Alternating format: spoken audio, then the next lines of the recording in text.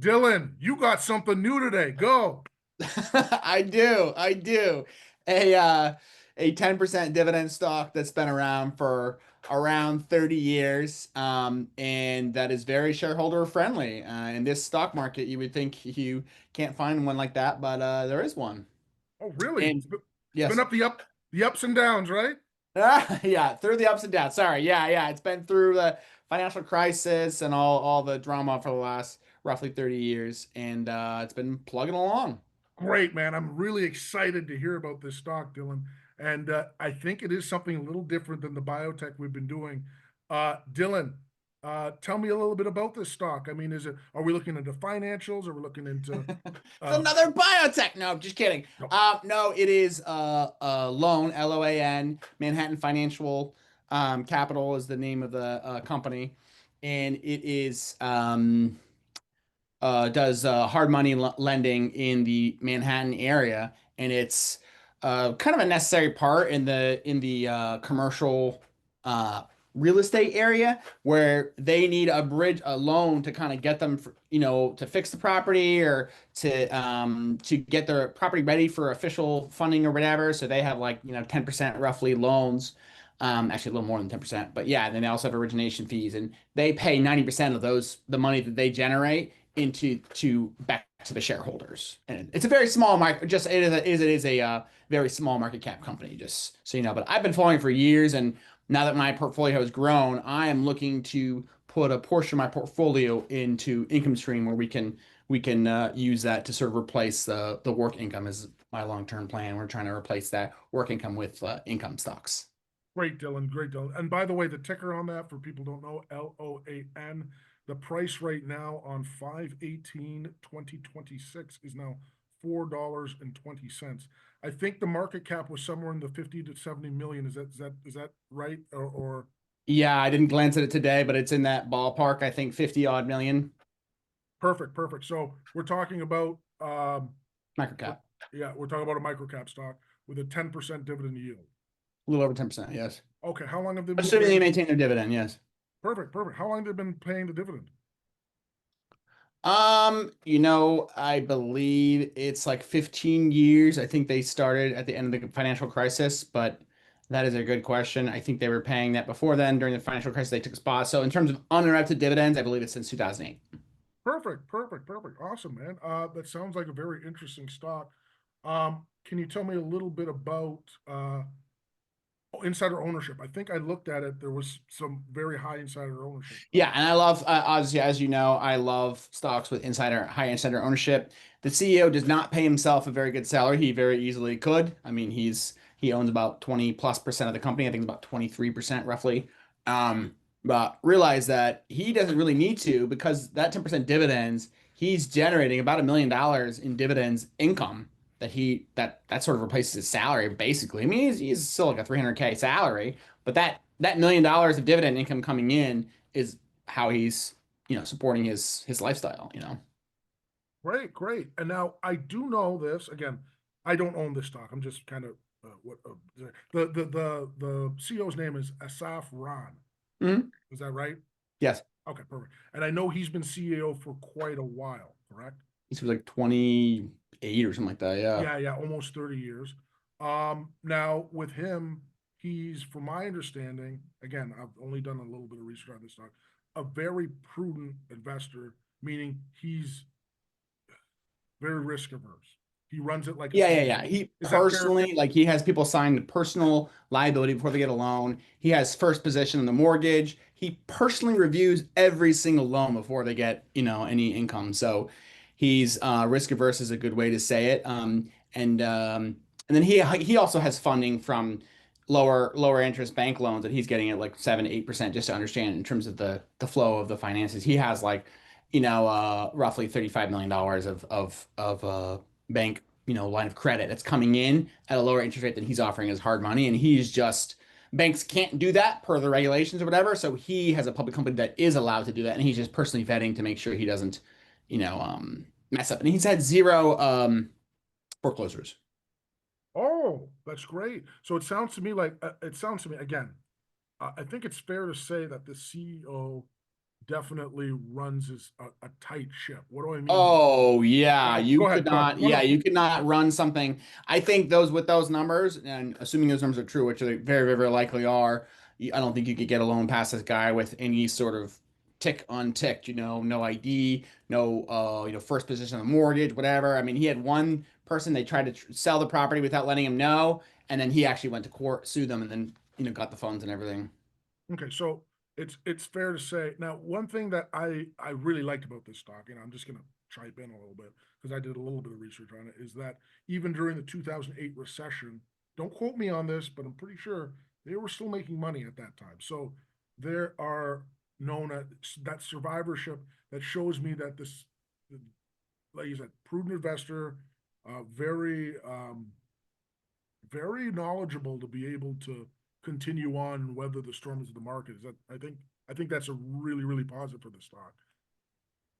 Yeah, absolutely. I mean, he's just seems to be happy, doing his thing, running his company, doing that. They've just recently started expanding a little bit outside of the New York area into New Jersey and Florida, believe it or not.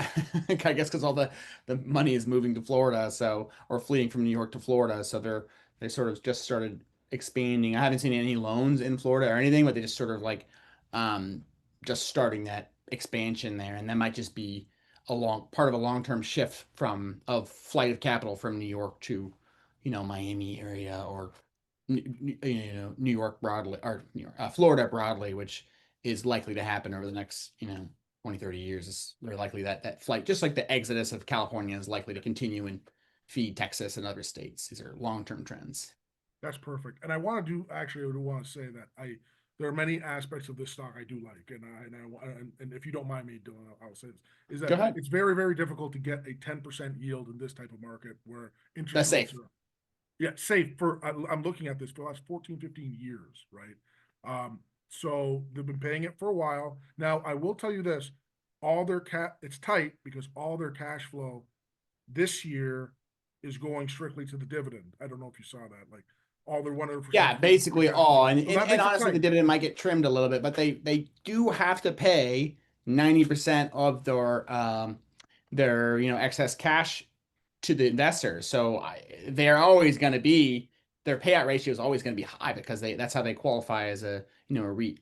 Yeah, correct. And I'm just, I guess, to put this a different way, don't be surprised if the dividend may get cut a little bit just because he's so prudent. He may want to keep a little bit of cash on the side. Is that a fair enough statement to make? Yeah, that's fair. Yeah. I would not be surprised if the dividend got cut to like, right now it's 11 and a half cents a quarter. I wouldn't be surprised, or 11 cents actually, just got cut recently, or they got the last dividend was down to 11 cents.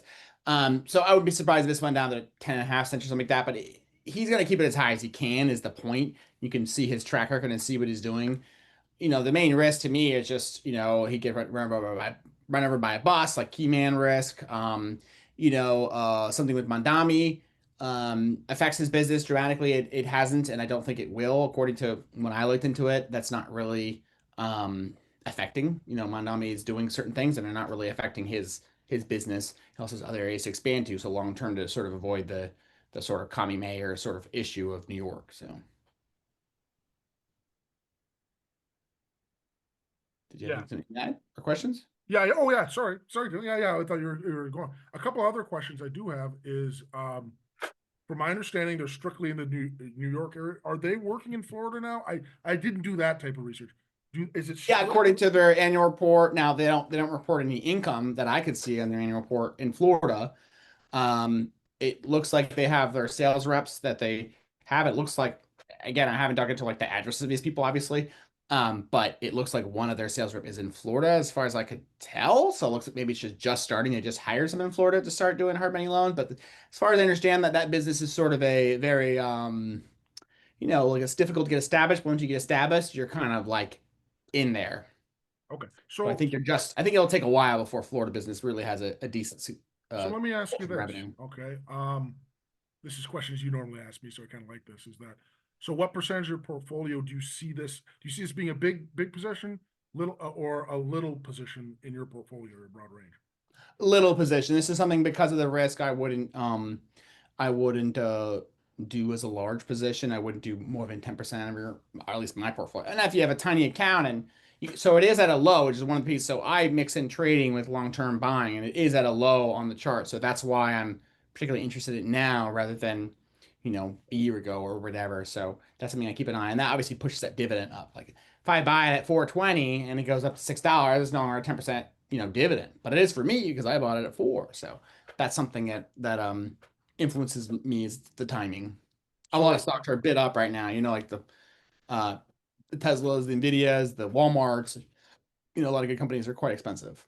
so let me ask you this. Okay, so me, at least for me, this would be almost an income play. Again, you have a different strategy, maybe perhaps, but for me, this would almost be an income play since they've been paying a dividend for the last 14 years. You maybe hold this for 10 years. You know what I mean? You're getting the cash flow, assuming you do need cash flow, right? And then you're essentially bulletproof. Yeah, the You know, returns, yeah, the returns won't be as good as like a capital gains play, like a Summit, where it goes from 3 to 20 or whatever. Obviously, you're not going to make as much money as that in this play. This is just sort of for me to sort of shift my portfolio towards and this is a slow shift. It's not going to happen. I'm not going to, quit working this year. Like this is something that's I'm planning ahead to try and add some cash flowing positions to my portfolio as well as having a trading element to my portfolio so that I always have like steady money I can plan on. I mean, bonds is an option. I don't personally like bonds. There could be some good options in bonds, but I don't personally like the bond market in terms for that. I like the dividend because you can get a higher yield. You have the option of trading I guess you could trade bonds too, but I'm just more familiar with stocks, so yeah, a little more okay, familiar with that area. okay. You said I might as well go with this. What other good positives can you think about stocks before we go into rest? Um, That's a good question. I mean, you have shareholder alignment with his insider ownership, obviously. You have a long track record. You have the stability of the business model. It's hard to like sort of a moat, you could say. So yeah, those are all the positives I could think of right now. I mean, I think there's legitimate criticism or risk. So you're certainly looking to bring this up at this point. Okay, okay, I can agree with that. I mean, okay, so do you mind if I do an analysis on it? Small. Again, I don't think I've done as much homework as you. No, yeah, go ahead. Yeah, okay, okay, okay. So, Dylan and I had off camera had kind of talked about this stock a little bit. I did a few hours of research, and obviously, this is not one of my favorite one of Dylan's picks. Although I'm not going to say it's an absolute terrible pick. For me, I like. Let's go up with the things I do like. Very much like the CEO, who's been around for 20, 30 years, Stable. extremely intelligent, and has runs it like his own business. Think of this, folks, like in my opinion, to dumb it down, he owns a corner store. This is his corner store. He's not going to let it burn down. He is looking at those loans and looking at it with a fine tooth comb. Yeah. I Have the truly liquidity, unlike a corner store where you might put 100K into the guy's business and then how you gonna get it out? exactly. So that's a huge positive. He has the experience. He has the ability to make money. He has been making money for a long time. Very positive. Number one thing is not lose money. Awesome. Dividend yield, amazing. Been paying it out for 14 years straight. Yeah. That's amazing.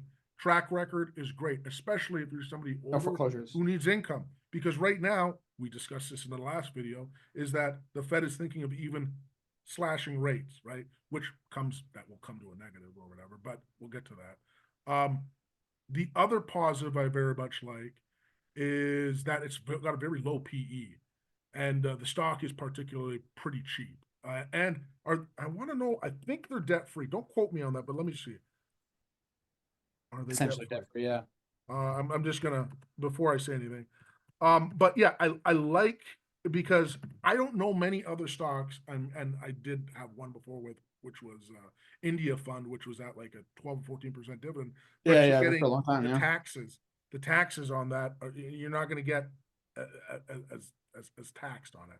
So no, it's not completely debt free, but it's got, believe me, its debt levels are Manageable.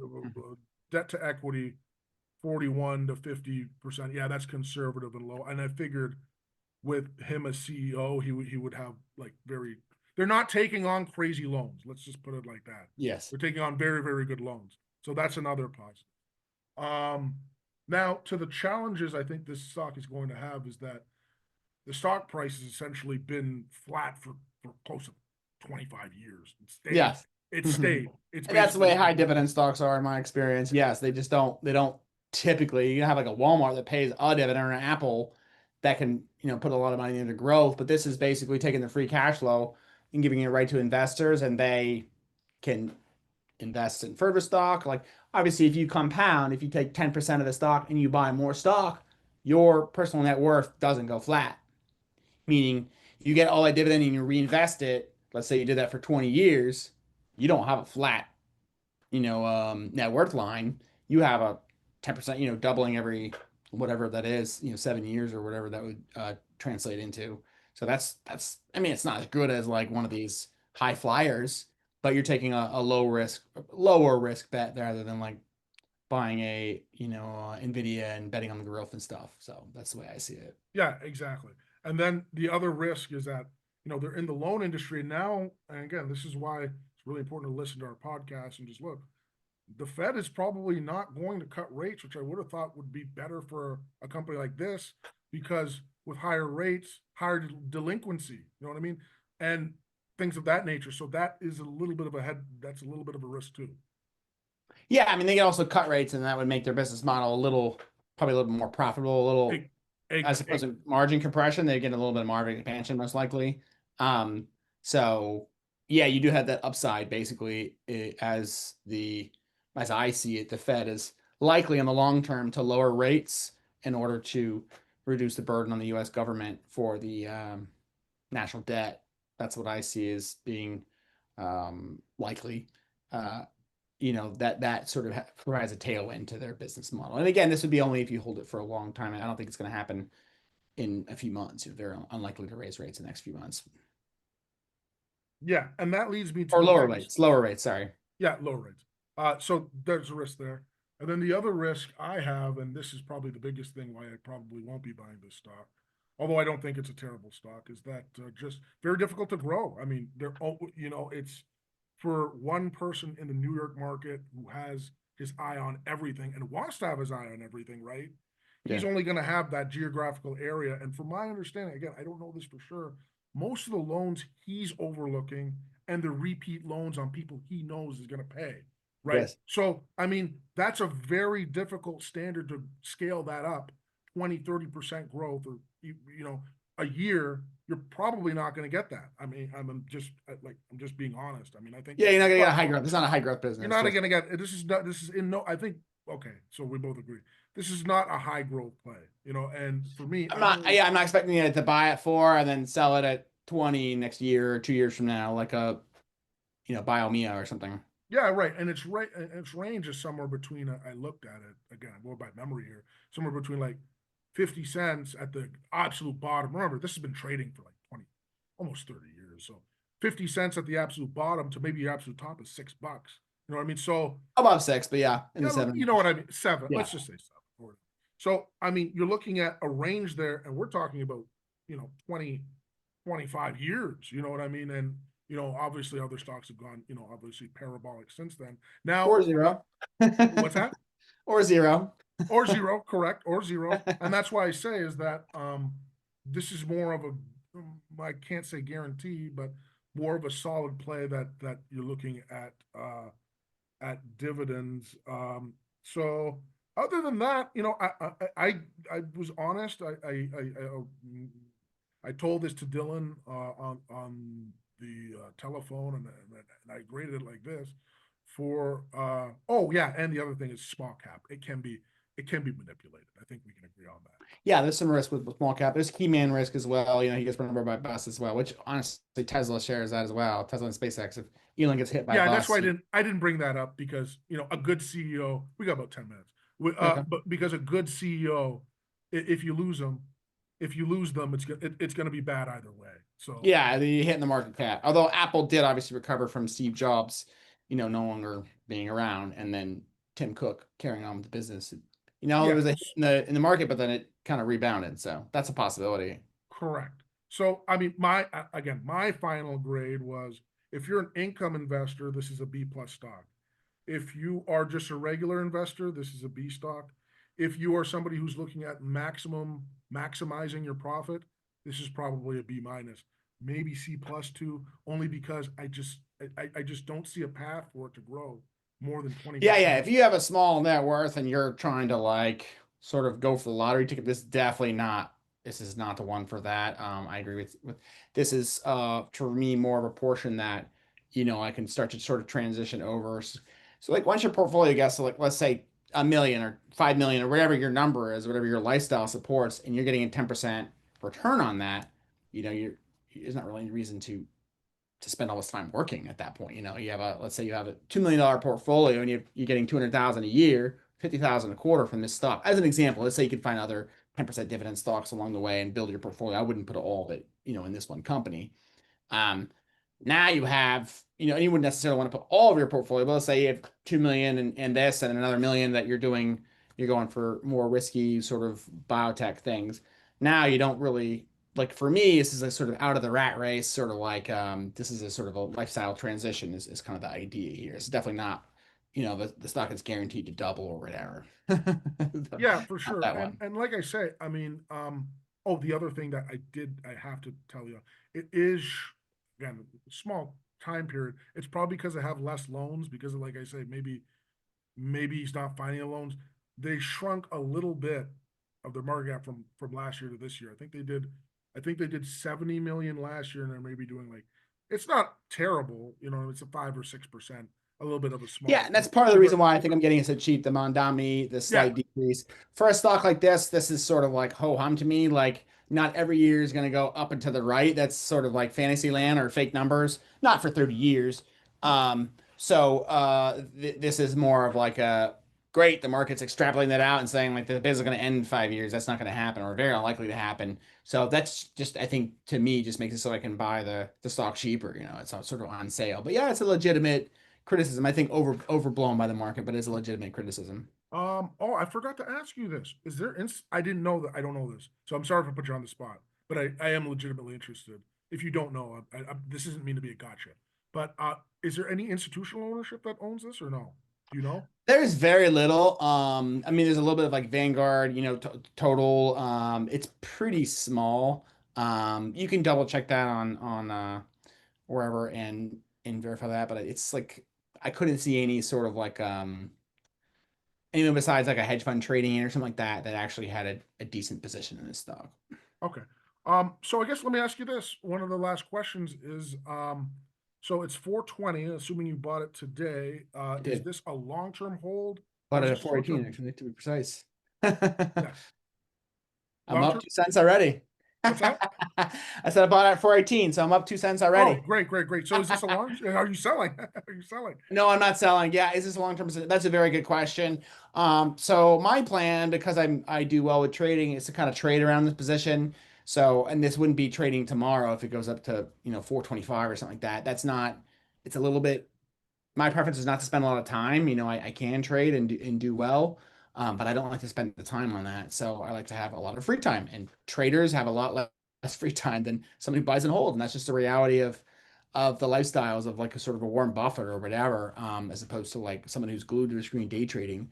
Spend a lot of time from the screen. That's not a life I want to live. Although I can make money doing that. So I'm sort of you can make money trading alone. Obviously, you trade anything make money on it if you know what you're doing. So my position is sort of a long-term trend. Let's say I buy it at 4, a long-term trade. They buy at 4, and then the next year, the stock market gets optimistic, and there's a rate cut, and it goes up to 6. And to me, I see that as sort of like in the overvalued range, maybe even, or maybe not, or maybe just I feel like it's like likely to dip down a little later, and the market's sort of like going to get bored and move on or something like that. Then I would be selling at 6 and buying again at 5 or whatever, sort of enhancing the returns. So that's kind of what I see. But yeah, I don't see any situation. I mean, I could also have something where I'm just trying to just sell everything, put everything in like a total screaming deal. In my experience, it comes around every 5 years. In that case, I would be selling it, but I would probably be coming back to it, later once, whatever my money is invested in. So I feel like I'm pretty probably plan on holding it for a while with some, like Summit. I've been I've owned the stock for many years, but I've also traded it. So I've, sold and bought, many times, but I've been in the stock and following the stock for, over 3 years since 2022. So is this something that, let's say, it stayed flat and wasn't, let's say, stayed about flat, let's say it stayed between the $4 and $5 range or whatever. Didn't, you're not making big fluctuations or whatever. Is this something you may hold on for years just to collect a dividend, or is that not your play? Or would you rather put that capital to work in something else, like you said? Does that make sense? Yeah, I mean, it depends on obviously the opportunity cost. Right now, I'm trying to sort of shift my portfolio to start to grow a sort of a portion of my portfolio where I'm receiving uh regular cash flow, and that like with trading, you have to wait for a good time to exit and a good time to buy. So it's a little less conducive to even long-term trading. You're waiting for a dip, maybe you're waiting for 3 months or 6 months or 1 month or whatever it is. You're waiting for a nice dip to buy, and then you're waiting again for the stock to go up. And I'm sort of a trend trader in that sense. And then I'm my normal hold time is like a week to 6 months or whatever. It's sort of a longer time frame. Um, so that just makes it an issue in terms of cash flow. Like you get bills every month that you have to pay. So if you're still in the trade, you can have a buffer account. Obviously, you could have just a large amount of cash that covers like 3 months, and that just depletes, and then you do a trade and you refill it to 6 months. Or I mean, that's one possible strategy. I'm gonna play with that probably, but just as a simple like, honey, we're always gonna get $1,000 a month or $5,000, whatever the number is, or I guess every quarter, actually, in this case, then you're gonna have that to think with in terms of your lifestyle planning and such. Perfect, Dylan. I'm really excited. We got about 2 minutes of chat here. I'm really excited because what this does is expands our horizon, folks. It's not just biotech. We are just we're into this is and this is I think this would be a great opportunity, frankly, for somebody who was older and very conservative, who is looking for a yield, because it's very difficult, in my opinion. No, it's not my opinion. Do your own homework. Yeah, yeah. Very Go ahead difficult. and start researching. Yeah, yeah. Find a good company Go that's do paying your a 10% plus and good on dividend. Dylan for doing this. Is that for something that I mean, yes, you have REITs that that have high percent, but a REIT like this, right? That has good loans. You know what I mean? The man is checking the loans and has survived throughout all these years. I mean, it's a very solid stock, especially you're not getting double digit yield in this type of environment. I frankly, and this is where maybe Dylan and I maybe disagree. I frankly think at best rates are going to stay the same or maybe potentially go lower. Right now, it's a coin flip right now, but that changes. It changes on the economy. Be, Yeah, I mean, yeah, obviously with buying this, a year ago, we would be like much more like 6 months a year ago, we'd be much more like thinking rates are going to be cut. Trump's constantly yelling at Powell, lower rates, lower rates. That makes the market think that, well, probably rates are going to be cut most likely, but now that's not really with this whole Iran war coming out of sort of nowhere, that sort of put that on pause at least. So yeah, we'll see how things go, but I'm not worried about a business like this, surviving a bump in the road. This is not something that particularly worries me any more than that would worry me. Like, rates are going up. How's Walmart going to survive? Walmart's been around for a long time. They'll be okay. The oh, problem is you can't buy Walmart for a cheap price. Like if I could buy Walmart for a PE 5, I'd buy it. I love the company. Less risk with a Walmart, but you can't buy it for a PE 5. correct. Yeah, it's then this stock does have a low PE. I'm going to give you the last word. We got about 30 seconds left. Did you want to say anything else, or tease anything else, or any final thoughts? Yeah, so I mean, there is some legitimate um benefit to just buying the S&P 500. There is some risk though. You do have your net worth is concentrated in a few stocks. It's a little more risky than I would say. I would say most people think S&P 500 is because of the concentration into the mega caps. So I would say it's definitely a valid thing for someone to diversify their portfolio a little bit. I'm obviously me and Chris are fan of stock picking. But even just adding it to portfolio